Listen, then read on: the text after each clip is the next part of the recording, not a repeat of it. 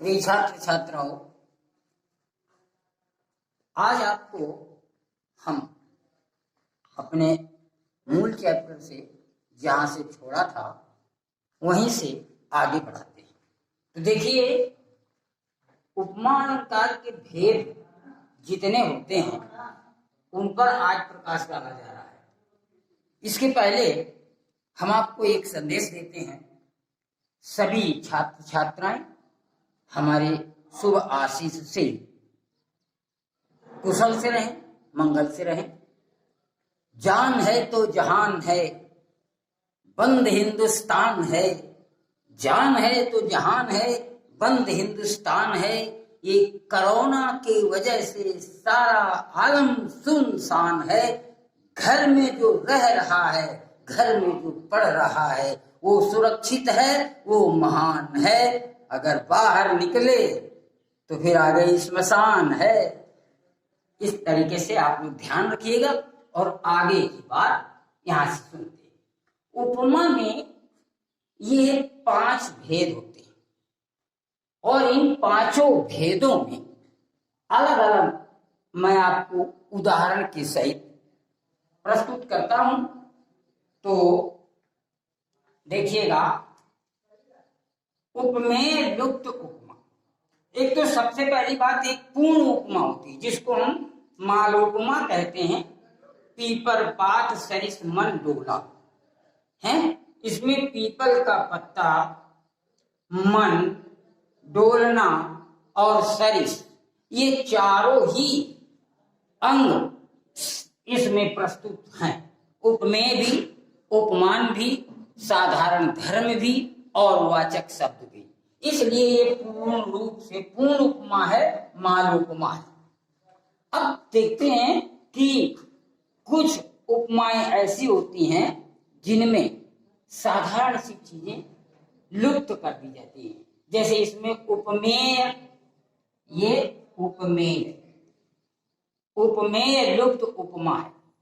यहाँ पर उपमेय नहीं देखे। सामरे गोरे घन छटा से फिर मिथिलेश की बागु छली में, एक कविता की लाइन एक सरे सामरे गोरे घन छटा, सामने रंग के, गोरे रंग के ये बादलों के रूप में छटा बिखेरते हुए जनक की फुलवारी में कौन घूम रहे हैं दोनों।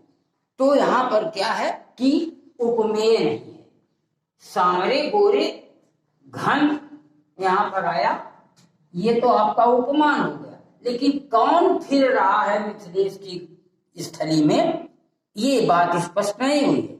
इसलिए यहाँ पर राम और लक्ष्मण जो दोनों राजकुमार घूम रहे हैं वो यहाँ पर इस लाइन में लुप्त कर दिए गए, अर्थात वो उपमेय है, वो लुप्त है। इसलिए यहाँ पर उपमेय लुप्त उपमा मानी जाएगी। सामरे गोरे घन छटा से फिरे मिथिलेश की बाग थली। अब आइए उपमान लुप्त उपमा। यहां पर उपमान को लुप्त कर दिया जाता है और किसी भी 2 आयामों में कविता की लाइन में हम तुलनात्मक वर्णन तो देखते हैं, लेकिन वहां पर एक अंग उपमान नहीं दिखाई देता है। यहां पर देखिए, सुंदरता गुण है नंद किशोर सो, ये उपमान वो उपमेय है। और मिले न जग में और, अर्थात इनके समान संसार में और कोई नहीं है, अर्थात किसी से उपमा दी नहीं जा सकती। तो यहाँ पर उपमान ही नहीं है, उपमान लुप्त हो गया। इसलिए यहाँ पर उपमान लुप्त उपमा है। कैसे कि सुंदर नंद किशोर सो, मिले न जग में और। आगे तुलसीदास ने भी लिखा है कि सब उपमा कवि रहे जुठारी, के ही पट तरुण विदेह कुमारी, अर्थात विदेह कुमारी सीता जी की सुंदरता के बराबर और कोई है ही नहीं, तो किससे हम उसकी उपमा दें, इसका तात्पर्य यहाँ होता है। इसी प्रकार आपको देखना है तो उपमान लुप्त उपमा, नंद किशोर भगवान कृष्ण यहाँ पर उपमेय है, सुंदरता उनका साधारण धर्म है। फिर इसके बाद सो समानता सूचक शब्द है। ये समानता सूचक शब्द हो गया। नंद किशोर ये उपमेय हो गया। और ये सुंदरता साधारण धर्म है। लेकिन जिससे हम तुलना करें वो संसार में कोई और नहीं है। यहाँ पर आपका चौथा उपमान रूपी जो अंग है वो गायब है। तो चौथा उपमान रूपी अंग जब गायब है तो इसका तात्पर्य सुंदर नंद किशोर सो मिले जग में और उपमान लुप्त उपमा का ये उदाहरण हो गया। अब आते हैं साधारण धर्म लुप्त उपमा। साधारण धर्म अर्थात गुण सुंदरता इत्यादि जो उसके होते हैं, गुण परक तथ्य जो होता है वो साधारण धर्म के अंतर्गत आता है। अब उसमें सुंदरता होती है, लंबाई होती है, चौड़ाई होती है, कुछ भी कोई भी विशेषण जो होता है वो उसका साधारण धर्म होता है किन्हीं भी दोनों चीजों में। और वो दोनों चीजें जब विशेषताएं आपस में प्रत्यक्ष वस्तु की और अप्रत्यक्ष वस्तु की अर्थात जिससे तुलना दी जा रही है और जिसको तुलना दी जा रही है, उन दोनों में जो गुण परक तथ्य होते हैं उनमें कहीं न कहीं कोई न कोई समानता होती है। तो वहां पर वो तुलना की जाती है। अब उसमें से अगर साधारण धर्म यानी वो गुण परक तथ्य जो है वो विलुप्त कर दिया जाता है और वो लोप हो जाता है उसका, तो इसीलिए उसको साधारण धर्म के लुप्त उपमा का दर्जा दिया गया। तो इसमें देखिए कुंद इंद्र सम देह रमा रमन करुणा आयन। भगवान विष्णु के गुणों का वर्णन तो किया गया, लेकिन समानता काहे से दी गई? कुंद इंद्र सम देह। कुंद फल अर्थात चंद्रमा इनके समान उनका शरीर है और रमा रमन करुणा आयन। तो यहां पर किसी की यानी कुंद इंद्र की और देह जो है उससे सीधे सीधे समानता दे दी गई। करुणा के स्वरूप भगवान विष्णु कुंद इंद्र के समान तो हैं, लेकिन कुंद इंद्र कैसा होता है? संग रंग का कोई भी वर्णन नहीं किया गया, अर्थात कुंद इंद्र सम के। अब अगर आता कुंद इंद्र सम श्वेत तन रमा रमन करुणा अयन, अगर ऐसा हो जाता तो सम शब्द आ जाता तो सब तो है ही, लेकिन कुंद इंद्र सम श्वेत है सफेद रंग आ जाता। तो ये बात यहाँ पर छुप गई। तो कुंद इंद्र के समान तो है ये शरीर, रमा रमन भगवान विष्णु का करुणा अयन करुणा के अवतार करुणा के गुणों वाले ऐसे भगवान विष्णु कैसे हैं? उनका शरीर कुंद इंद्र के समान है, लेकिन कुंद इंद्र के समान सफेद है ऐसा नहीं है।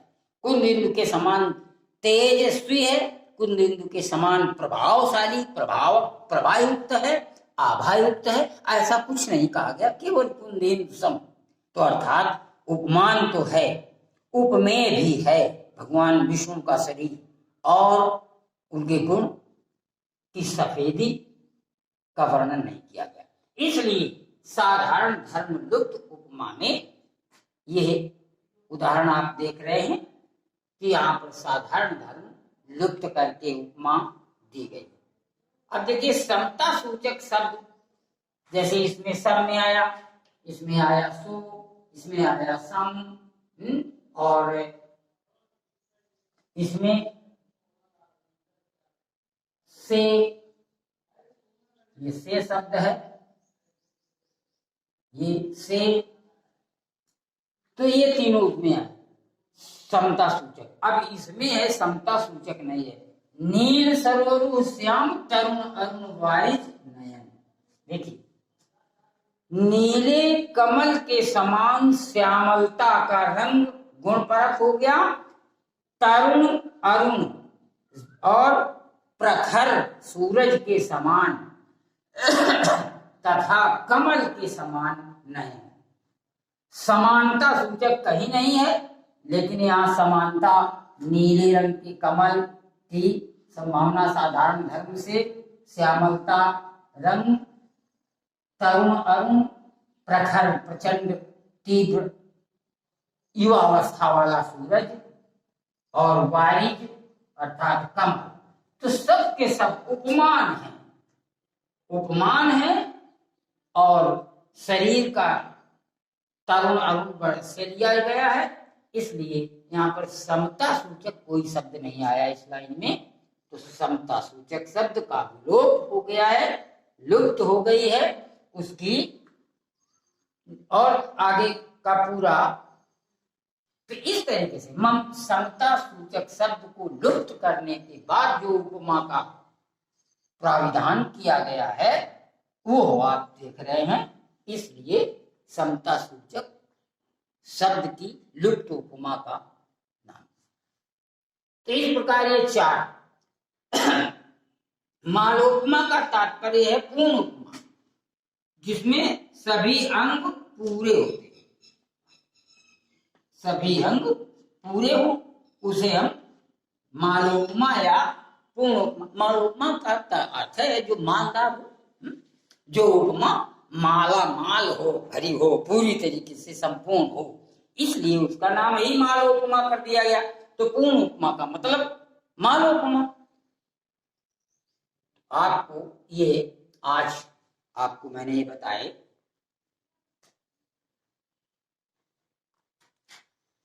उपमा के ये भेद पाठ। इसके पहले आपको बताया जा चुका है उपमा अलंकार, उपमा अलंकार की परिभाषा, उपमा अलंकार के अंग और ये उपमा अलंकार के प्रकार। तो प्रत्येक का अलग अलग उदाहरण है, बहुत छोटे छोटे उदाहरण आपको प्रस्तुत किए गए हैं, एक एक लाइन के उदाहरण प्रस्तुत किए गए हैं। उसका केवल तात्पर्य ये है कि आपके दिमाग में, आपके जहन में वो चीज पूरी तरीके से सेटअप कर जाए, बैठ जाए, और फिर आप अपने आप स्वतः निर्मित करेंगे, से उसकी परिभाषाएं बनाएंगे। जब उसके लक्षण तथ्य को आप पूरी तरीके से समझ लेंगे तो आपको कोई दिक्कत नहीं होती है। यह है आपका। तो देखिएगा, अभी तक हमने आपको पूरी तरीके से यह अर्थालंकार का पहला अलंकार पूरा हो गया पाठ से। अगले चैप्टर में हम आपको इसका दूसरा अलंकार प्रस्तुत करेंगे, रूपक अलंकार। आज आपको यहीं तक, और इसके पश्चात अगली कड़ी में कल।